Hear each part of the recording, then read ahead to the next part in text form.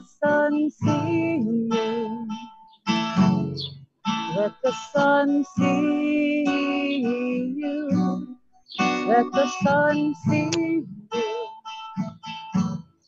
Let the sun Ashivenu Adonai V'elecha Nashuva Kadesh Yameinu V'kedesh Kadesh Yameinu V'kedesh. Let the sun see you. Let the sun see you. Let the sun see you. Let the sun in. Let the sun see you. Let the sun see you. Let the sun see you. Let the sun in.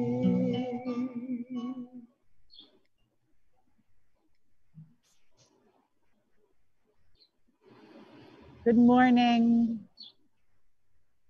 Good morning, Brooklyn. Hello from Harlem. Good morning, hey, Shira, from where New are York you? City. Good morning from Washington, D.C. Good morning from the Poconos. Good morning from Sinai, everybody. Good morning. Wow, good what morning. a treat. So, I don't know. I watched the sun come up this morning in my backyard in Harlem. And it's kind of gray, but very soft. And I don't know how many of us were up all night, but I think a lot of us, and whoever's watching us, you've either been up a lot or you're just getting up. And I'm Amichai Lau-Lavie in New York, and I'm with Lab Shul, and Naomi lessons with Lab Shul as well. Rabbi Mira, Rivera, and Rabbi David Ingber with Romemu in New York. Rabbi Shira is in 6 in DC. And our Jewish Emergent Network has been up all night together with the Reboot family to explore the 10 Commandments in a whole new way, plus a lot of other crazy stuff. I kind of popped in and out of the different screens, plus 8 different tikkunim all over the world, including one in New Zealand. So we want to wrap up this beautiful night into this beautiful morning with that beautiful song by Aviva Cherniak that Naomi just sang for us. Naomi, you're sure you need to have the bandana on? There's probably nobody on the boardwalk right now, but whatever. You look great. Like I mean, I feel like socially responsible. I'm giving the wrong message if I take off my bandana. You look fantastic. Never mind. Sure. As long as you can breathe. A little sneak peek. Hi. There's my smile. Just remember her mouth and her teeth. So we're going to start with the poem, friends. A poem that really wraps up this night that we love very much from Yehuda Amichai.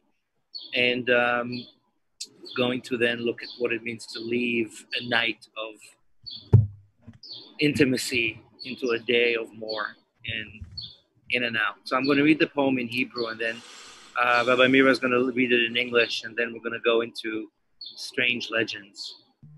So something wrong when I post the thing. It's missing some letters. Maybe that's a mystical message. But here's the poem. אבי היה אלוהים ולא ידע. הוא נתן לי את 10 הדיברות, לא ברעם ולא בזעם, לא באש ולא בענן, אלא ברכות ובאהבה. והוסיף ליטופים, והוסיף מילים טובות, והוסיף אנא, והוסיף בבקשה, וזימר זכור ושמור בניגון אחד, והתחנן ובכה בשקט, בין דיבר לדיבר. לא תישא השם אלוהיך לשווא, לא תישא, לא לשווא, אנא, אל תענה ברעך עד שקר, וחיבק אותי חזק ולחש באוזניי, לא תגנוב, לא תנאף, לא תרצח.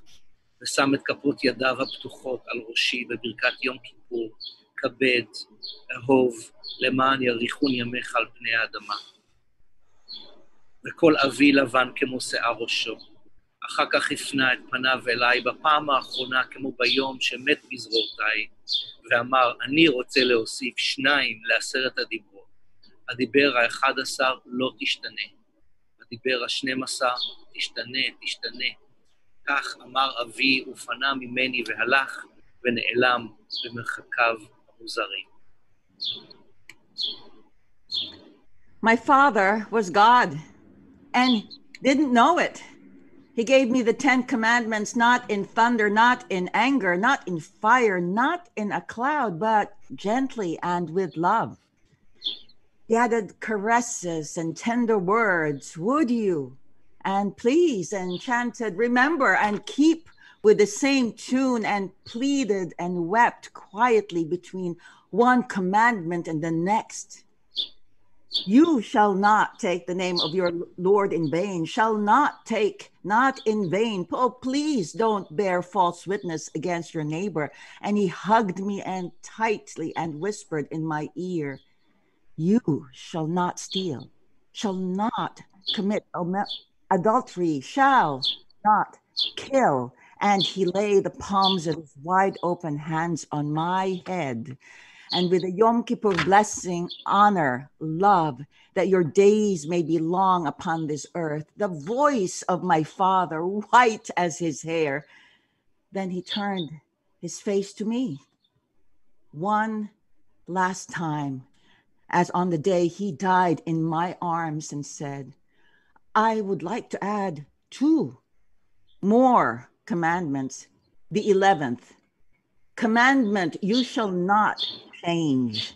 And the 12th commandment, you shall not change. You shall change. You will change. Thus spoke my father, and he turned away from me and walked away and disappeared into his strange distances. Amen. Amen. Wow. What a beautiful prayer for this moment. You know, it strikes me as, even though it is broad daylight now on the East Coast, we are in a sort of a time out of time. For those of us who stayed up all night, we sort of barely know what time it is anymore. And of course, there are so many of us in different time zones, including ones where the sun has yet to rise. And so there really is just such a mixture happening here. And it's like, it makes it easier to believe that sort of our souls are somehow sort of joining in all of the mess and in all of the mix. So we thought this morning, we have about, let's say, another half an hour together, a little bit longer. And we thought we would take the time to study a text. I'm going to share it as I'm talking. It's a text that comes from the Talmud, and it's about 2, really more than 2 rabbis and teachers. And it's about what happens when you shelter in place and then try to leave the cave that you are in, and what the world looks like when the world has changed, and what the world looks like when you have changed. And so, of course, it's also about change. To change. And about a father and a son. And about a father and a son. So here's what we're going to do. We are going to read it in acts. We'll see how many acts we get through. We're hoping to get through a few. And after each act, I'm going to pause, and then the rabbis and spiritual leaders will discuss it together and try to pull from it what we can. It just makes me so crazy that we can't have a larger conversation with all of you who are watching, but one day we'll all be in person together again. And we'll see what comes out. You know, these texts don't change. This text has been the same for well over 1,000 years. It's us who change. And there are whole new revelations that we can pull from this text, even if it's one that we've seen a number of times before. So we'll begin with Rabbi Yehuda and Rabbi Yossi and Rabbi Shimon. This is in Shabbat 33b, 34a, for those who can find it on Sefaria. With an actual book, should you have one. What is Remember that? That's the Talmud, my friends, in a condensed little volume. That's the entire Talmud? No. No. That's just Shabbat and I Moed. would be very impressed with your eyesight. Wow. 2-point font. On one foot. Tov. So we're going to start reading and then we'll discuss. The one thing I wanted to say for those who are paying close attention is what you see in bolded print is the actual text that's in the pages of the Talmud, and the text that is not bolded is a sort of add-on for purposes of helping us understand the text, added on by contemporary rabbis. I'm pretty sure it's Steinsaltz. So it's the bolded print is what we really should be looking at, and the non-bolded is just to help us understand. An incident that took place when Rabbi Yehuda and Rabbi Yossi and Rabbi Shimon were sitting, and Yehuda ben Gerim sat beside them. Rabbi Yehuda opened and said, "How pleasant are the actions of the Romans as they established marketplaces, bridges, and bathhouses." Rabbi Yossi was silent. Rabbi Shimon ben Yochai responded and said, "Everything they established only for their own purposes. They established marketplaces to place prostitutes in them, bathhouses to pamper themselves, and bridges to collect taxes from all who pass over them." Yehuda ben Gerim went and told their statements to his entire household, and those statements continued to spread until they were heard by the Roman authorities. The Romans ruled and said, "Yehuda, who elevated the Roman regime, shall be elevated and appointed as head of the sages. Yossi, who remained silent, shall be exiled from his home in Judea as punishment and sent to the city of Tzipori in the Galilee. And Shimon, who denounced the government, shall be killed." So this opens with a situation that many of us have experienced, especially in the last few years, which is experience of sitting and some of us critiquing the government, right? So but what's happening here? What do we need to know? What's especially pertinent in this moment that we're living in this moment of the dawning of a new time? What do we see here? So I guess I would love to start by saying that what's really, really significant here is that I think that the story begins with a critique or a conversation around culture and around civilization and around things that are quote unquote inside and outside is already it's like already front and center. And that, you know that because Yehuda ben Gerim literally means the Jew, the son of converts. That's his name. Yehuda meaning the one from Judah who is the son of converts, Gerim. And so already, and he's sitting beside the other sages. The other sages are sitting and talking. There's a Yossi, there's a Yehuda, and there's a Shimon. There's three rabbis. And then there's a fourth non-rabbi actually, who is sitting and kind of listening in. And the story kind of situates him there. And then they begin to talk about another outside force, a regime that has power over the Jews, as it were, the Romans. And the story sets up this powerful, right, us against them dynamic. There's the Jews. There's the Jew, but who's not so, is he Jewish? Is he not? He's on the side of the rabbis. He's not a part of the rabbinic culture. He's a son of converts. And then there's the Romans and they're, right, and who they are to, the different parties. And they begin to discuss, right, whether or not the sincerity of the Romans, kind of the benefit that accrued from these Romans, right, is it better to be the subjects of Romans who have power and who make these wonderful social changes? Or are we really free people and they're really acting on their own, for their own benefit, for their own political ends and so on? And it kind of creates this really powerful, right, conversation about how are we to interpret even good things that happen from the Romans, right? Are we still servants? It's for their own ends. They have their own desires. It's for themselves. And it becomes this kind of dialectic, this kind of conversation between, right, whose country is it? Are we, should we be siding with the enemy and so on? And how do we look at their cultural influence in a way, right? I mean, and there are ramifications for that. Does that make sense? Yeah.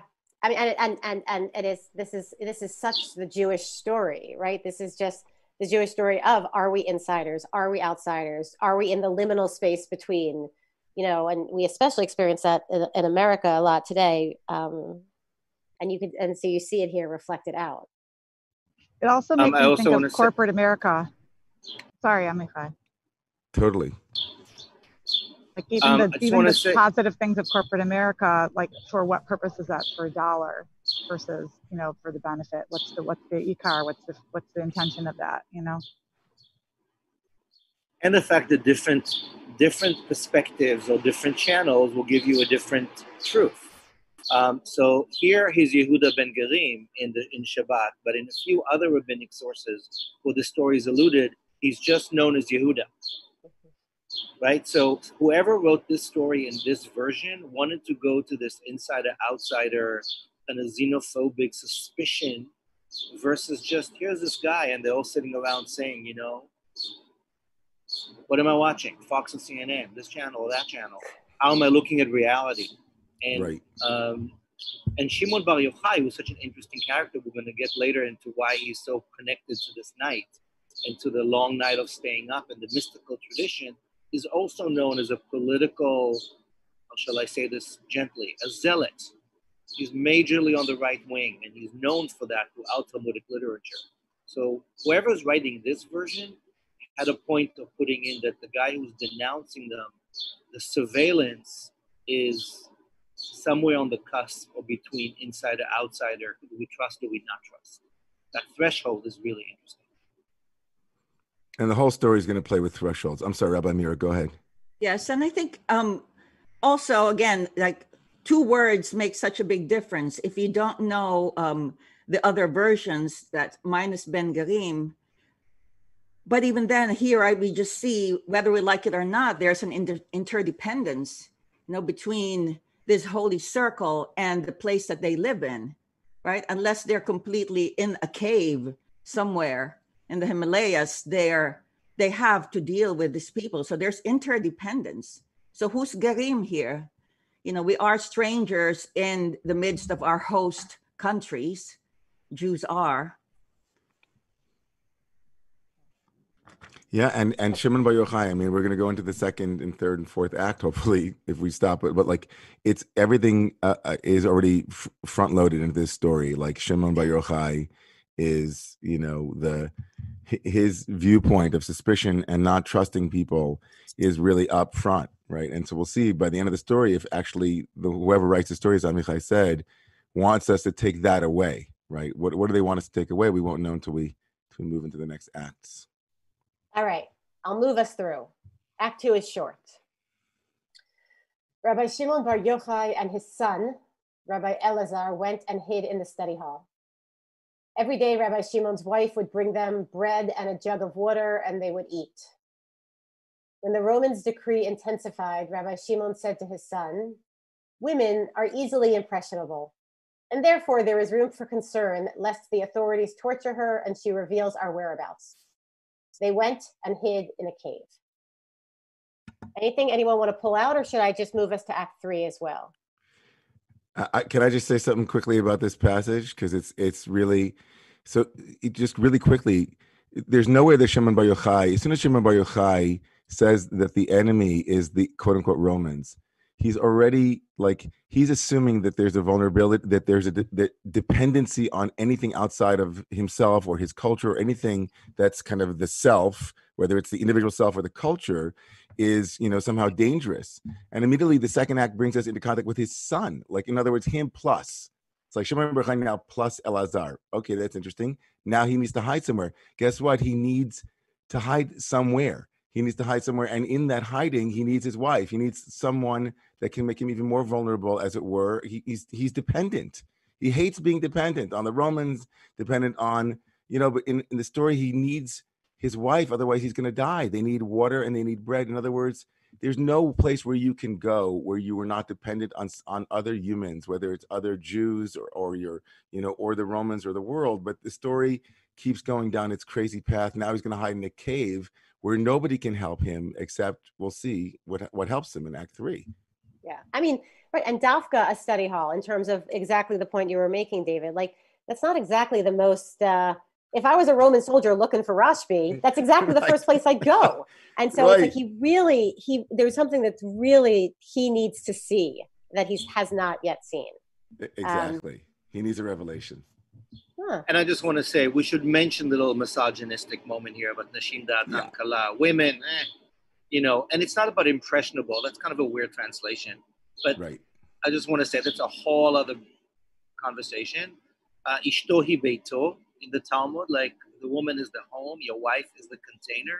So he goes to the womb of most familiarity, And then he understands, per your point, David, that actually this is going to be more complicated than what you usually know. This is risking everybody in some way, and so it needs to go further in some way. But the misogyny here needs to be mentioned, sadly. Yet again. Okay, Act 3. Yet again. I want, this is before we go into it, we're about to see from a carob tree, and I always blame this story for the terrible carobs that we had to eat every year on Tu B'Shvat that were shipped to America. I just, like, I see the word carob and I have like a reaction to those disgusting pod fruits. Yeah, oof. Anyway, okay. A miracle occurred, and a carob tree was created for them, as well as a spring of water. They would remove their clothes and sit covered in sand up to their necks. They would study Torah all day in that manner. At the time of prayer, they would dress, cover themselves, and pray. And they would again remove their clothes afterward so that they would not become tattered. They sat in the cave for 12 years. Eventually, Elijah the prophet came and stood at the entrance to the cave and said, "Who will inform Bar Yochai that the emperor died and his decree has been repealed?" So I have some technical questions. Was the cave full of sand? Like, how did this work? Somebody give me some clarity on just how did this actually work? The cave exists. It's in Pekin in the Galilee. It's a tourist attraction. I remember going there around that same time Shira got carobs from Israel. There is a carob tree growing there. And it's the kind of cave where the deeper you go, it's not super big. There's just soil there. Like you dig up the soil and you bury yourself in. And we were taught that is how they saved clothes. They basically did, bunker mentality, and didn't have to use their clothes and kept warm and also kind of corpse-like. There's a lot going on there. I'm going to take go to Israel, Naomi. I'll take you there. I would just like just to highlight a couple of things in the story. So the image of clothes not being tattered is clearly a reference to the Sinai experience in the book of Numbers, right? So that we're told that in the Bible that when the Israelites were in the desert, they are told in a retrospective that their clothing never tore, it was taken care of. And so to be in sand and to be in a cave and to be taken care of is very much what it is, like the manna from heaven and the miraculous way that the Israelites lived in the desert. And of course, reminiscent of Revelation, like being at Sinai. So that's number one. Here they are sitting up to their necks. Up to their necks, of course, means that they're talking heads, right? If you're up to your necks in sand, and the word in Hebrew, chol, for sand means also secular. The word in Hebrew for secular, chol, and sand are the same. So they wanted to be holy heads, basically. They wanted to be like in the world of the mind. It's very platonic, right? They're like in the mind. And it's really effed up because here they are dependent upon like these miracles, and they live there for 12 years. And like, it's just this image, but there's a double entendre because the carob tree in Hebrew, which is charuv, as we know, charuv or carob also means chorban, to be destroyed. It has the same roots. So they're living this miracle life, imagining themselves like, building a world in the cave. And it's actually at the same time, as we'll see in Act 4, it's not so kosher. It's not so awesome. Like they're just basically living off of other people. Eventually, we'll see. So I kind of just wanted to add that. And I want to add also my perturbance about the carob tree, right? Like we begin the story with the scenario of this all-encompassing, ever-present, annoying because it's dry for us. But I beg to differ, and I just think of dibis karub, the distillation of the carob, which becomes so sweet, which is like a honey in the Middle East. And that even in the korban of that, the sacrifice and the rawness of it, there can come a sweetness, right? A sweetness that is really, they're sitting underneath it. I think of the amrita, the holy honey, the sweet honey that will drip eventually from Bezrat Hashem, from the pineal gland to the pituitary gland, eventually to bathe them in holy presence and awareness. But you got to go through the muck. Got to go to the muck before you get to the honey. Dibus Carob, flying the flag. I'll just pick up on that, Mira. And we talk a lot about it, you know, when we work on our translation for the Kiddush, like the transformation from vine to wine. Like, what kind of transformation has to happen for that sweetness or the honey of Torah to actually, you know, get down past the talking head into the heart and into all your chakras, David. So that's for you. Yeah. This is lifting up so many questions that it's answering, but for the sake of time, I think let's plow forward. They emerged from the cave and saw people who were plowing and sowing. Rabbi Shimon Bar Yochai said, these people abandon eternal life of Torah study and engage in momentary life for their own sustenance. The Gemara relates that every place that Rabbi Shimon and his son Rabbi Elazar directed their eyes was immediately burned.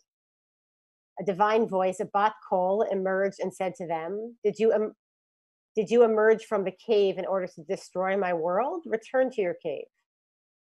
They again went and sat there for 12 months. And they said, the judgment of the wicked in Gehenna lasts for 12 months. Surely your sin was atoned in that time. A divine voice emerged and said to them, emerge from the cave.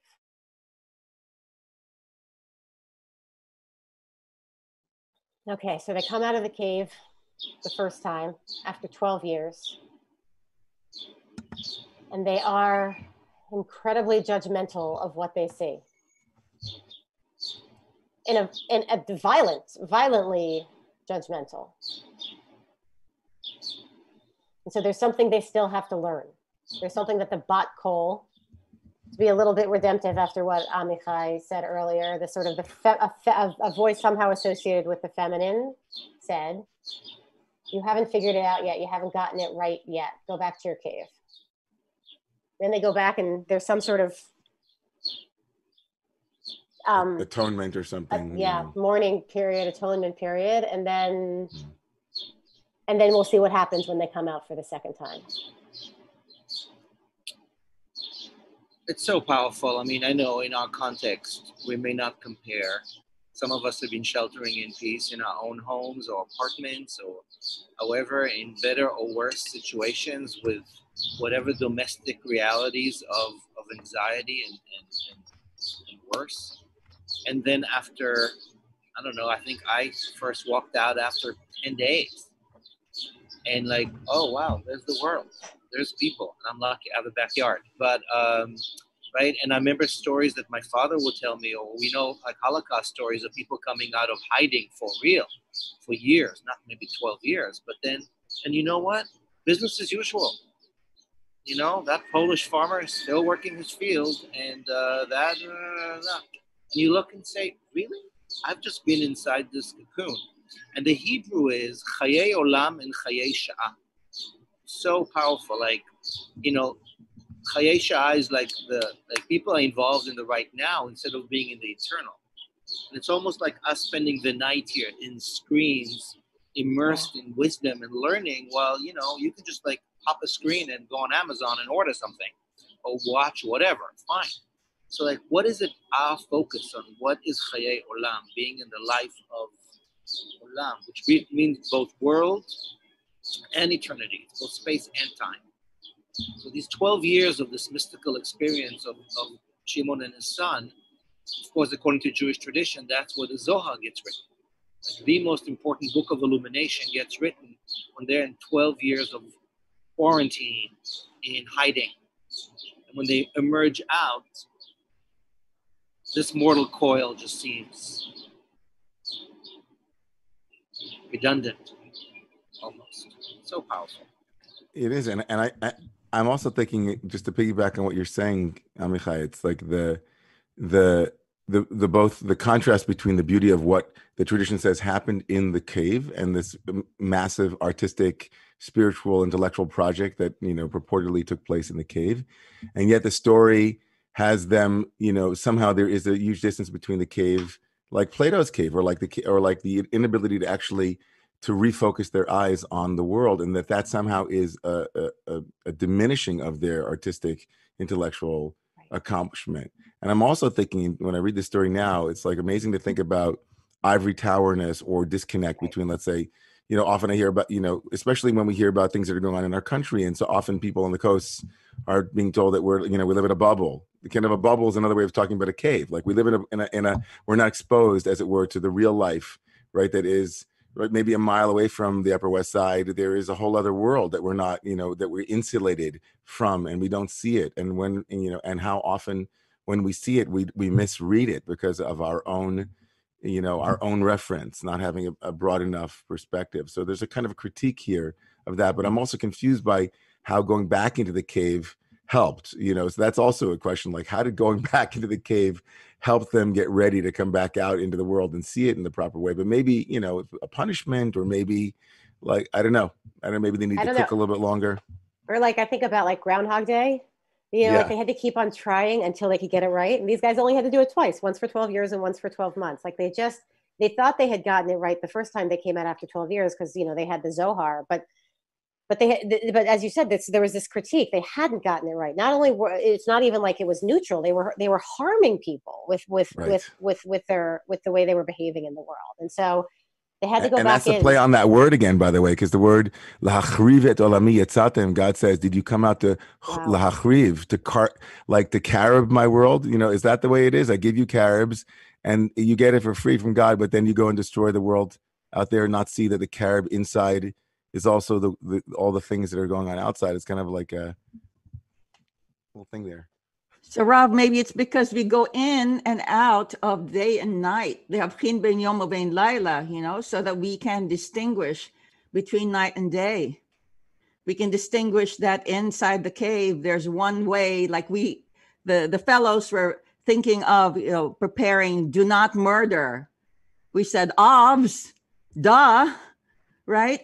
And we were making fun of this. And then here we are, where I say every morning, Mode'ani lefanecha, ruachai b'chayam. We say, Ode'ani, that everybody is grateful. And then there are deaths that I have not included in my prayer. I don't pray for Ahmaud Arbery and George Floyd and so many others who have died because their sovereignty was not recognized. So, like, where am I, being a Jewish leader, a Jewish person, just trying to make my way in the world? Am I part of this world, or do I go back into my cave? Yeah, I think from this part of the text, it's pretty clear what is wanted of us. But we are, believe it or not, running out of time. And we're going to lose Amichai very soon. So I want to read because I will let Amichai talk about himself in a second. I want to read Act 5, and then we can see how much time we have even to discuss. I think we're running a couple of minutes late on all tracks, but I'm going to get off this Zoom in just a little bit and go into another cave in Los Angeles, where we're going to be doing like the wrapping up of the track, which means there's another hour for those of you with us to talk about the mother of the universe. And wrap this day, but not yet. We're still with Rashbi. I'm on suspense. What happens next, Shira? Okay, I'm going to tell you. They emerged. Everywhere that Rabbi Elazar would strike, Rabbi Shimon would heal. Rabbi Shimon said to Rabbi Elazar, my son, you and I suffice for the entire world, as the two of us are engaged in the proper study of Torah. As the sun was setting on Shabbat Eve, they saw an elderly man who was holding 2 bundles of myrtle branches and running at twilight. And they said to him, why do you have these? And he said to them, in honor of Shabbat. And they said to him, and let one suffice. And he answered them, one is corresponding to remember the Sabbath day to keep it holy. And one is corresponding to observe the Shabbat day to keep it holy. Rabbi Shimon said to his son, see how beloved the mitzvot are to Israel, and their minds were put at ease.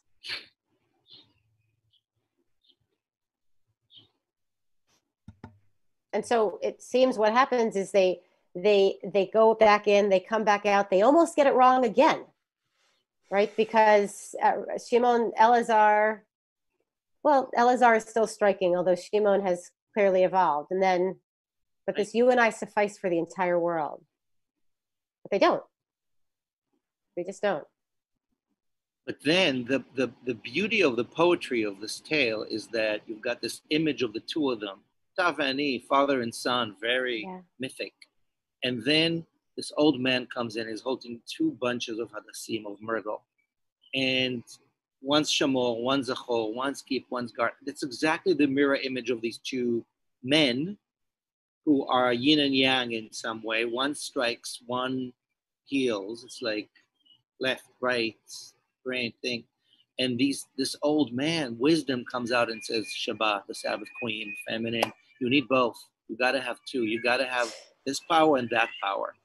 And in the way it says to them, first of all, the first line, like that Elazar, the youthful energy that isn't yet ripe, is striking, hating, negating, either orness, binary, fear-based.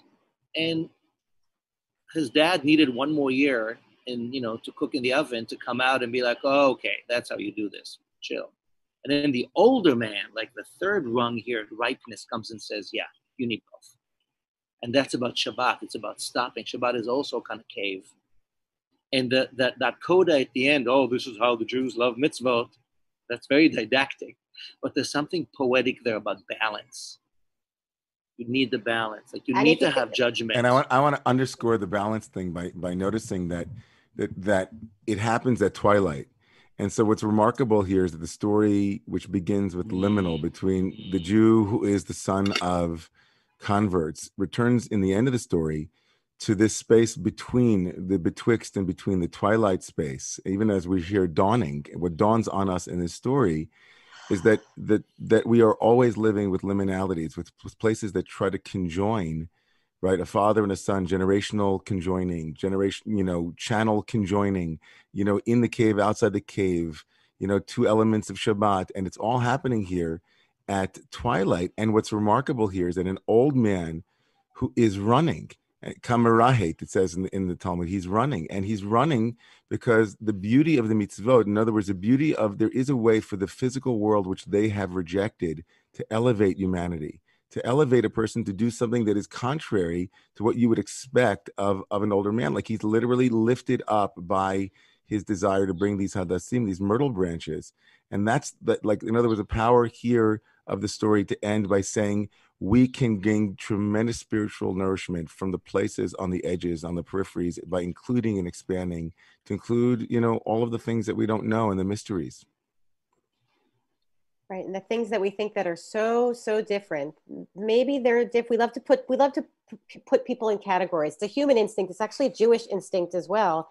But at the end of the day, remember the Shabbat day to keep it holy, and observe the Shabbat day to keep it holy. They're different, and they're also not. Things change and they don't change. Yeah. Don't change and keep changing. 11th and 12th commandment. Makes me think about our network, makes me think about the people on the fringes and the keeping and the inviting in and the seeing all the different sides, and that all are welcome, and you have to have that balance. Amichai always says both and. And then in that song that you're singing, Naomi, which is Kedem, renew our days like they were. Also, the word kedem has the double meaning of also renew them as they could be in the future, kadima. Mm-hmm. Also, a very sweet Shabbat wine.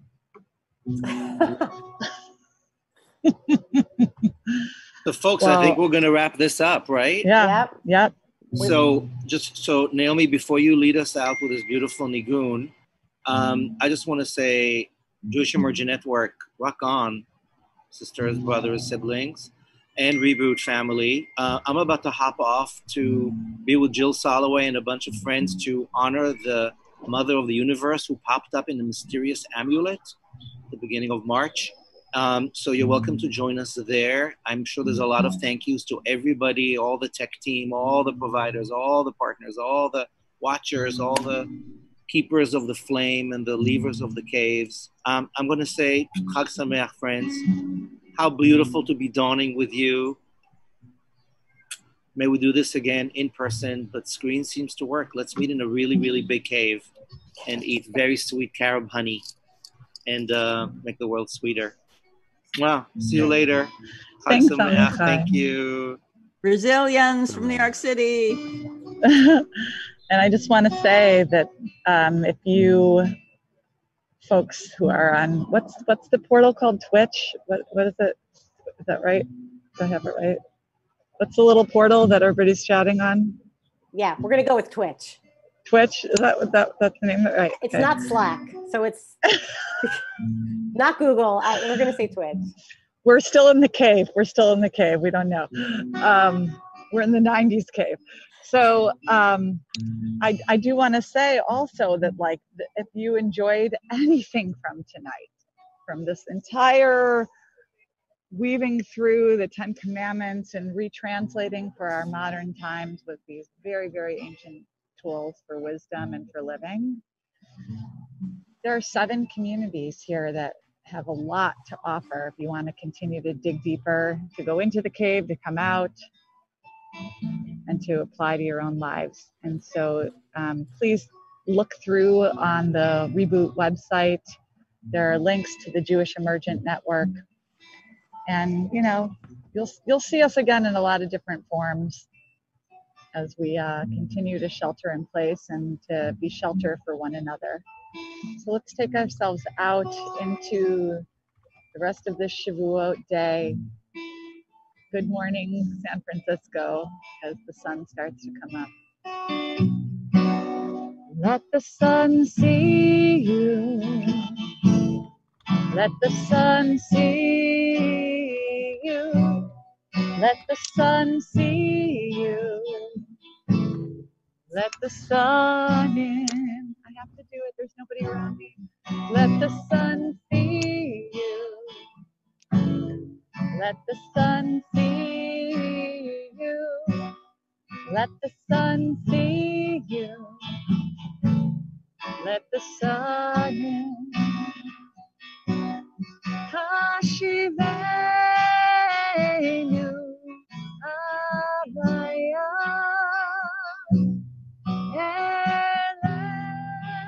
Elecha Nashuva Hadeshamenu Kekedesh Hadeshamenu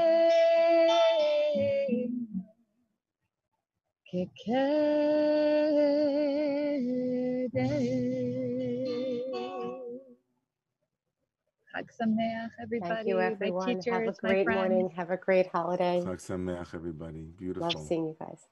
Bye.